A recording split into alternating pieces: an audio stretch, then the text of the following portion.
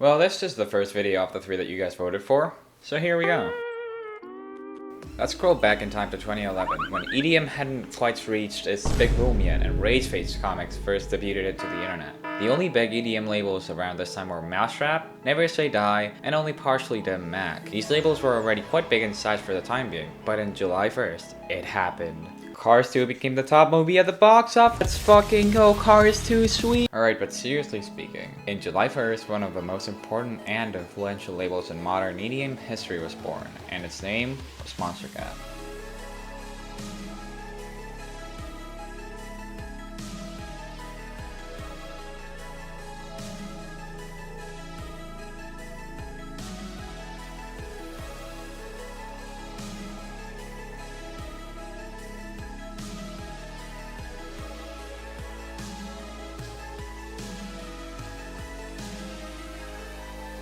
Monstercat was created by Mike Darlington, Ari Peunanen, and Jose Quintero Mena. This small, insignificant little label began uploading videos on July 4th, releasing Dubstep Killed Rock and Roll by Afixa, officially called the first song of the label. Slowly but surely, the label kept on releasing music that I assume was quality at the time, because let's be real, nobody listens to these songs anymore. And so in just a week, Monstercat released its first compilation, Launch Week. And it's garbage nowadays, but you know, it was really impressive at the moment. Monstercat kept on slowly but surely evolving until we reached the big year, 2014. For many, 2014 was not a year, but the year for Monstercat. There was so much creativity coming from diverse artists such as Pegboard Nerds, Rogue, Remesis B, Nitrophon, AU5, Fractal, Stonebank, Dropped Up, Cakes and Point, you name it. And 2015 continued that streak on a softer but still amazingly consistent route. Some artists came and went, but everything was mostly remaining very impressive. But then 2016 rolled around, and it was the first of many years to come that started to demonstrate how what was new at the time was getting old. A lot of artists were experimenting by themselves or with other labels, and some others started to lack the flair that made them so strong in the first place. The first half of 2016 was fine, but after the 5-year anniversary, things were starting to change. Suddenly, the label for more industrial and more focus in the glamour rather than satisfying both the fans and the artists. However, this is only the beginning of a rapid storm of events that would start to show Monstercat's cracks. This is a little bit subjective, but 2017 was not a great year for the label at all, in my opinion again.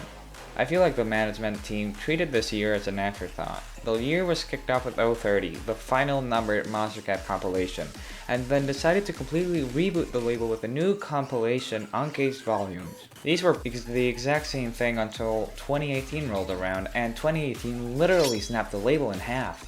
It was one of the most important years in the label's history. It started the entire split. Whether you like this change or you dread it, you have to admit, you weren't expecting Monstercat to get neutered like that. Uncaged became a sublabel for the heavy side of EDM, whereas Instinct, the entirely new sublabel, was going to focus on a more relaxed style. And for the most part, 2018 and 2019 seemed like really good years. They added a moderate amount of new people to the mix, and they handled their own barriers between heavy and melodic well. But then it hit us. 2020, the year universally known for being 2020. Now this was the first year that started to show the mold inside of the fruit. The year wasn't even kicked off that bad, it's just summer hit and it completely shattered everything. Firstly, remember the satisfaction that Monstercat was trying to bring in? The feeling of having a family to cherish the releases of artists you know and love? Well, fuck you, here's a Vitamin C remix. This entire period felt absolutely horrible. It's not like the quality of the label was bad. In fact, July 2020 had some great songs released, but there was too much happening. There were so many things happening at the same time. Muzzle P, the 9-year anniversary, the new Direct EP, Saturday surprise releases for August, Instinct Volume 6, Rocket League remixes. Like sure, I'll digest all of this. It started to feel way too convoluted for its own good. It started to feel like Monstercat wasn't caring about the quality anymore, but more so about the quantity. It also felt like the sub-labels were becoming way more subjective, and it felt like they were starting to completely mislabel some songs. And it kept on feeling like this until the end of Christmas. And so we ventured to 2021, the year that happened before yesterday. There was two things that defined this year: the pointless one-offs and the Silk acquisition. The thing is, I feel like this year's debuts have been, without a doubt, the least memorable ones yet. There's been so many new artists this year that have either dropped a song, dropped 2 songs, dropped 3, or dropped an EP, then proceeded to completely vanish without a trace. What is the point of this? I'm having this script being written on July 2nd of 2022, exactly 1 day and 11 years after Monstercat's foundation. And since I only really started to become a fan in very late 2018, I can't really fathom how it must have felt to be a fan in its old golden age. So that's why I brought my friend MrGally75 here, let's go! God, how long has it been since I popped into a YouTube video? I mean, I haven't uploaded in over a year, and I'm pretty disinterested in making videos, but suddenly I got asked to be here, and here I am. Alright, well, might as well start from the beginning and say that I haven't had the longest possible journey with Monstercat. I discovered the label in September of 2015, and it was just in time for 2 of my favorite compilation albums the label ever put out, 024 and 025, and it was really cool coming home from school every day and checking the Monstercat YouTube channel to see who was putting out music every Monday, Wednesday, and Friday, and also checking out the Monstercat podcast every Tuesday that I had available to see what was releasing next, and guessing the mystery tracks, who could have made them, potentially weeks before those songs were released. Almost every song back then had some form of identity. Each artist had a recognizable style and created music that had structure, unique ideas, and a production to back all that up. The week that I discovered the label happens to have 3 of my favorite songs from the label, including Blast from the Past by Stonebank and Atlantis by AU5. Both of those songs are simultaneously beautiful and heavy, 6-minute journeys of songs, something that Monstercat would never think of releasing nowadays. I would say the label changed after 2017 or so, but personally I enjoyed that era of the label quite a bit as well.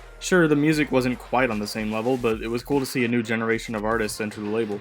And the Uncaged concepts were an interesting change at the time. The label was in a new era, and it was cool until around the end of 2019.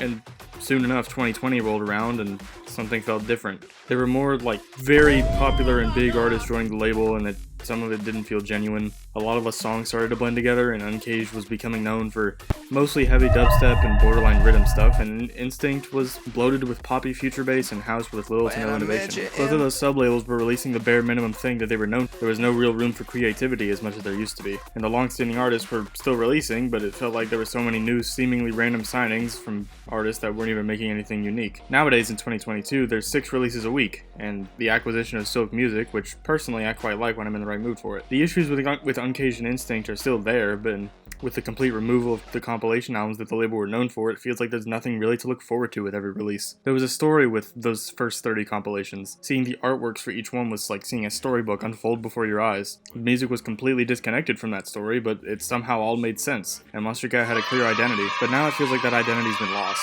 Right when they started to tell a bit of a story with the Uncaged compilations, they just kinda ended. There was something about a lost city, but no one ever knew what that was about, and they never explained anything about it. I still follow the label and enjoy a decent bit of the music they release, but with this new branding and less diversity in the music, it doesn't feel quite the same as it used to.